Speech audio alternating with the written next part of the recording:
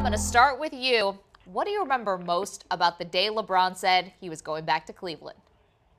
Maggie, it was probably just being in Cleveland that night and seeing the excitement, and it almost felt as though they'd won a title, or at least won a huge playoff round, even though there was obviously no game. I mean, people were literally kind of milling around the arena, high-fiving each other the way you'd see kind of in the wake of a Game 7 or something. So, just that night, we had a reporter, Emily Kaplan, out helping me that night, and she'd go to these bars, and they were all playing these kind of homecoming songs over and over again on their playlists, and just the excitement that night in Cleveland, a city that that hasn't had a lot of big wins to celebrate, had really the biggest one of all.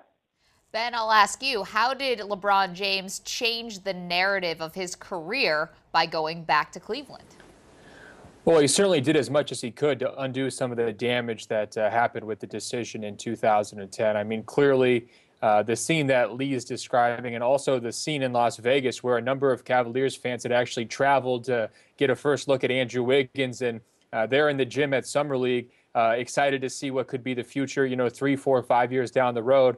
And instead, they're sort of blindsided with this news that LeBron James is going to be, returning basically as a savior. And to see how excited they were, the buzz that they had, the realization that this wasn't going to be another lottery team next season. This was going to be a team that could compete for a title. I mean, I think he clearly made things right with a lot of those fans. I think the bigger question, though, is, where does he go from here in terms of winning? Miami, everything was laid out for them. They had a coach that, developed quite a bit of experience in the playoffs in Spoelstra. They had Pat Riley, who was this guru for decades. They had 2 other, all-stars sort of, around their primes. So they were going to be in position to compete for a title next season if he had returned with the Heat. The question is, how quickly can he win, I think, in Cleveland? And then is he able to add to the titles that he won in Miami to really firm up his legacy? Because, of course, at the end of the day, we're going to be judging LeBron on his rings more than anything else. Hit me.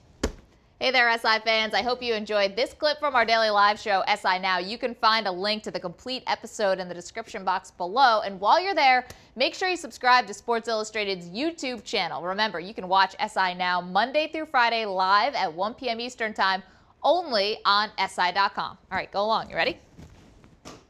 Hope to see you there.